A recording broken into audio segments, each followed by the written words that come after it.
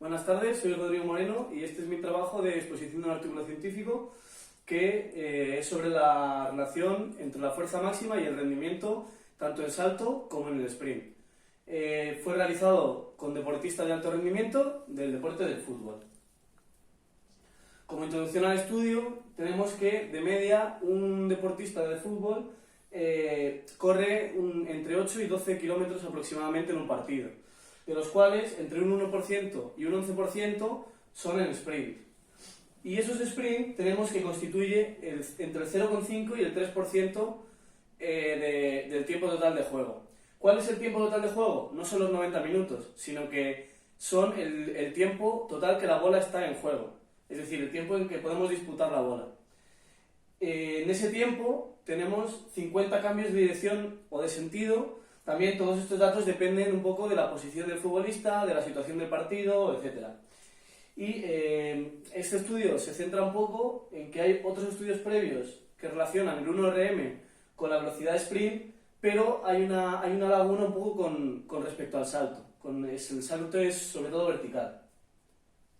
Bien, los objetivos del estudio, como hemos dicho, es verificar la relación entre la fuerza máxima y el sprint, y luego comprobar empíricamente si existe también esa relación del salto con las otras dos variables anteriores. La muestra del estudio es el Club Rosenborg, aportó 17 futbolistas, es un equipo masculino. Este equipo es probablemente el más exitoso de Noruega, de la ciudad de Trondheim, habiendo llegado en la última década 8 veces a Champions League y 11 veces ha sido campeón de la Liga Nacional. Así como un poquito de introducción a esta muestra, tenemos estas tres: la edad, altura y peso, son los datos más antropométricos de los futbolistas, siendo la primera cifra, aquí por ejemplo 25,8 años, la media entre todos, y 2,9 años sería la variación la desviación que puede haber tanto por arriba como por abajo de la media. Estos valores son más antropométricos y estos pues serían más fisiológicos. El procedimiento: día 1. El estudio se dividió en 2 días. En el día 1 lo primero que se hizo fue la recogida de estos datos. Como hemos visto anteriormente, todos estos datos están sacados del día 1 y los 3 primeros se toman mediante las medidas más habituales, como pues, la medición de la altura, el peso de los futbolistas, y estos tendrían otros métodos más complejos de averiguar estas mediciones, como por ejemplo el hematocrito, que se medía haciendo una punción en la yema del dedo, y mediante una pequeña muestra de sangre pues se podría ver ese hematocrito. Lo primero que realizaron los futbolistas fue 20 minutos de calentamiento entre el 50 y 60% de V2 máximo, para después realizar 3 saltos en una plataforma de fuerza con 1 minuto de descanso entre ellos. El salto que se cogía como bueno era el mejor de ellos, los otros 2 no eran válidos. Después tenemos el test de 1RM media sentadilla. La media sentadilla más o menos es la articulación de la rodilla, unos 90 grados de flexión. Y tenemos que el calentamiento de la sentadilla se realizó con 10 repeticiones con muy poco peso antes. Para saber el 1RM, como es el peso máximo que ellos podían levantar en una sola repetición, se fueron añadiendo poco a poco carga. Desde que empiezan a añadir carga después de ese calentamiento de 10 repeticiones hasta que terminan de añadirla, unos más, unos menos, pero fue entre 3 y 6 ampliaciones de carga. Después, 10 minutos en cinta de correr al 50% de 60 del V2 máximo, y a partir de ahí se sube la intensidad cada minuto hasta casi el agotamiento. Esta intensidad de casi el agotamiento hace que llegue al agotamiento más o menos a los 5 minutos. Luego 2 minutos al 50%, 60%, y tras estos 2 minutos la intensidad también la íbamos subiendo hasta una intensidad supramaximal, que al final hacía que llegaran ya ahora al agotamiento 100%. Este agotamiento más o menos se llevó unos más, unos menos, pero en torno a 3 minutos más o menos. Luego, 3 días después, es decir, con 2 días de descanso, tenemos el día 2 del experimento. Hubo una prueba de sprint de 30 metros, que eran 2 intentos, seguimos contando el mejor intento, y 5 minutos de descanso entre uno y otro. ¿Cómo sabemos los tiempos? Bueno, pues había sensores fotoeléctricos en la salida, a los 10 metros, a los 20 metros y en la meta. Después de esta prueba, tenemos la prueba de aceleración con cono. La prueba de aceleración con cono es una prueba en la que en la salida que estaban los sensores fotoeléctricos, sales de la salida, llegas a un cono y vuelves otra vez a la salida. En el cono también hay sensores fotoeléctricos. Hay que tener aquí en consideración que el deportista sale cuando quiere, porque los sensores fotoeléctricos están situados 30 centímetros más adelantados del deportista, con lo cual la salida real es un pelín antes y el sensor fotoeléctrico capta en el momento en el que pasamos por ahí. Los resultados del estudio. Tenemos que tener muy en cuenta la alometría. La alometría es muy importante porque para la relación entre V2 máximo y la fuerza máxima con respecto al peso corporal del individuo, nos indica que no es proporcional. Es decir, que no aumenta de la misma manera el V2 máximo o la fuerza máxima cuanto mayor peso tenemos. Esto se ha estudiado anteriormente y se llegó a la conclusión de que para estático era 0,67, elevarlo a la potencia 0,67, y en carrera 0,75. Esto se realiza para que no haya una descompensación y no se menosprecie al deportista de mayor talla y mayor peso corporal simplemente por esta razón. Vale, gráficamente teníamos cuatro gráficas, que relacionan los 10 metros de sprint con el 1RM. Hay una buena correlación. Todas estas gráficas y estos resultados, la correlación se mide mediante la correlación de Pearson y el test de Kruskal-Wallis.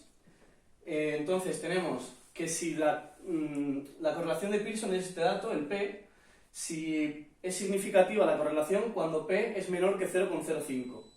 Por lo cual, P aquí es igual a 0,001, sería significativo en 10 metros de sprint con 1RM. En 1RM con 30 metros de sprint también sería significativo porque P es menor que 0,01. En 10 metros de aceleración con cono y 1RM también sería significativo porque P es menor que 0,05 al ser 0,02. Y en 1RM con altura de salto también es significativo porque P es 0,02, que también es menor que 0,05. Aparte de estas gráficas, nos daban también otros resultados, que es la correlación entre la altura de salto y el tiempo de sprint, también es buena, con P menor que 0,001, es muy buena. La correlación entre la altura de salto y el tiempo de sprint de 30 metros, que también es muy buena, con P menor que 0,01. Y luego tenemos también como resultado que no se encontró correlación significativa entre las pruebas de aceleración de cono y las pruebas de sprint, y no se observan diferencias posicionales entre los jugadores. Esto es decir, que un defensa, por ser defensa, puede tener distintos resultados en las pruebas, pero la correlación entre ambos factores seguía siendo el mismo. Seguían siendo, digamos, proporcionales. La discusión de los resultados, pues es que tenemos una fuerte correlación entre el rendimiento de salto, velocidad y fuerza máxima, que es un poco el objetivo del estudio. Las mayores correlaciones se dan donde había más aceleración. Esto es porque la aceleración requiere de una fuerza explosiva para poner el cuerpo en movimiento, y precisamente ahí es donde se tira mucho de fuerza máxima. La correlación entre el salto y el sprint, por ambos depender de la fuerza máxima.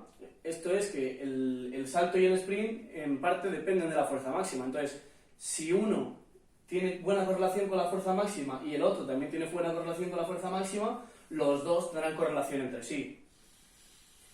El entrenamiento de la fuerza individual esto es que los jugadores se les preguntó qué utilizaban para musculación y para entrenamiento, y aparte del entrenamiento futbolístico como tal, ellos el entrenamiento de gimnasio lo realizan individualmente y sin supervisión del entrenador. Tenemos que tener en cuenta que el grupo de investigación a 9 futbolistas les dieron unos consejos sobre cómo entrenar esta fuerza máxima, y sí que se observaron que esos 9 futbolistas tuvieron mejores resultados que los otros. Por lo tanto, sacamos que los entrenamientos de la fuerza máxima son beneficiosos para los jugadores de fútbol, ya que esos movimientos, esa fuerza máxima permite hacer mejores movimientos y sobre todo más rápidos. Como hemos visto en la primera diapositiva, los 50 cambios de dirección y sentido y de velocidad que hacen los jugadores, pues eso podría aumentar el rendimiento de estos movimientos. Luego, no defiende los ejercicios isocinéticos. Eso es una opinión de los autores del estudio, que viene siendo porque los ejercicios isocinéticos es verdad que aumentan la fuerza, pero no permiten que la articulación haga el recorrido completo, y por tanto estaría menos familiarizado con los movimientos que se hacen en fútbol, que no son isométricos. Un alto nivel de fuerza máxima no compromete el VO2 máximo, con lo cual podemos entrenar fuerza máxima sin miedo a perder otras capacidades. Y lo último que dicen es que sí que es verdad que ellos son partidarios de entrenamientos de fuerza máxima y de resistencia simultáneamente, ya que es verdad que si entrenamos muy intensamente una y nos olvidamos un poco de la otra, sí que corríamos el riesgo de perjudicar una de las dos. Por último, la conclusión: tenemos que existen buenas correlaciones entre los aspectos estudiados, por lo cual podemos decir que el estudio ha sido exitoso.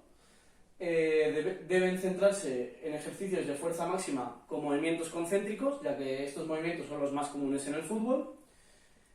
Tenemos que ellos creen que el mejor sistema para entrenar esta fuerza máxima es pocas repeticiones con altas cargas, precisamente por eso, porque la fuerza máxima viene siendo la mayor carga que podemos soportar, como el 1RM, y obviamente no vamos a poder hacer muchas repeticiones con esa carga.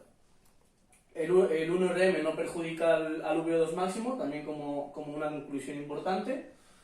Y luego, en cuanto a futuras investigaciones, consideran oportuno el estudio de la fuerza máxima en correlación con el rendimiento futbolístico, porque este estudio ha mirado en relación con aspectos que influyen al fútbol, pero no con el rendimiento directo en el fútbol. Entonces, sería un poco a mirarlo. Y eso es todo. Pues muchas gracias.